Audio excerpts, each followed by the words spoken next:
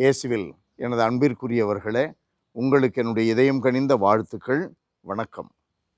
அன்பானவர்களே, ஆண்டவர் இயேசு இன்றைக்கு நற்செய்தியிலே நமக்கு கொடுக்கிற மிக முக்கியமான ஒரு கருத்து, அமைதியை உங்களுக்கு கொடுக்கிறேன்.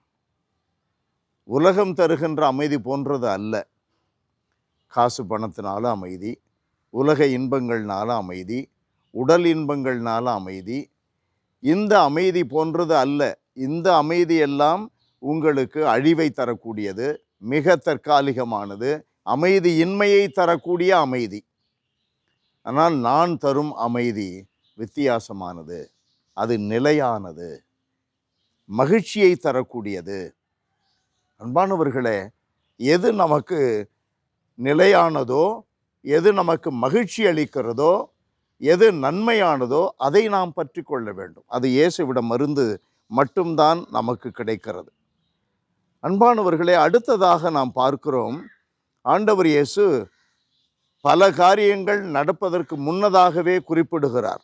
இவை நிகழும்போது நீங்கள் நம்புமாறு இப்போதே சொல்லிவிட்டேன்.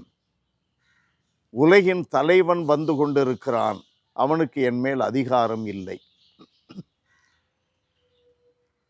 நம்முடைய வாழ்க்கையில் இயேசுவினுடைய வாழ்வில் எவ்வாறு தந்தையினுடைய விருப்பங்களை நிறைவேற்றி வாழ்ந்தாரோ, அதுபோல நாமும் இயேசுவினுடைய விருப்பங்களை, தந்தையினுடைய விருப்பங்களை நாம் நிறைவேற்றி வாழ்ந்தால், இந்த உலகின் தலைவன் சாத்தான் இருக்கிறான், அவனால் நமக்கு எதுவும் நிகழாது.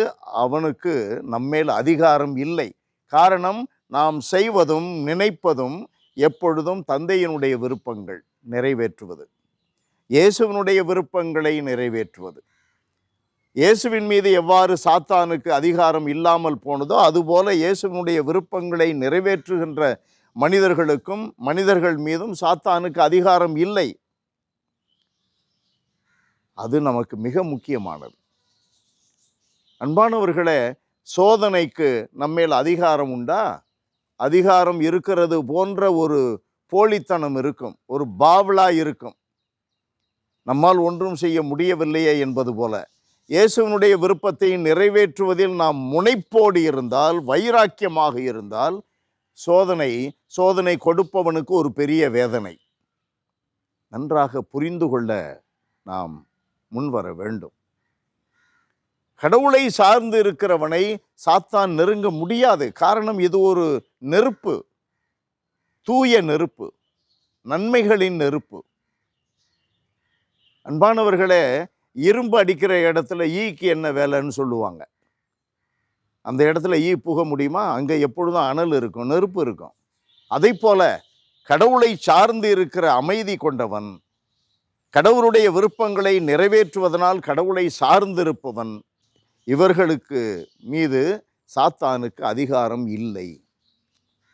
அன்பான எங்கள் இறைவா, இப்படிப்பட்ட உம்மை சார்ந்த வாழ்வு எங்களில் என்றும் இருக்கட்டும்.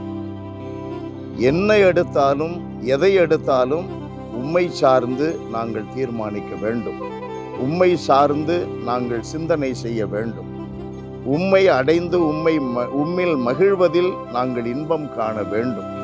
உம்முடைய தூய ஆவியானவருடைய வழிநடத்துதலில் நாங்கள் நிலைத்திருக்க வேண்டும். எங்களுக்கு அருள்தார். இயேசுவின் நாமத்தில் ஜெபிக்கிறோம் பிதாவே. ஆமென், ஆமென்.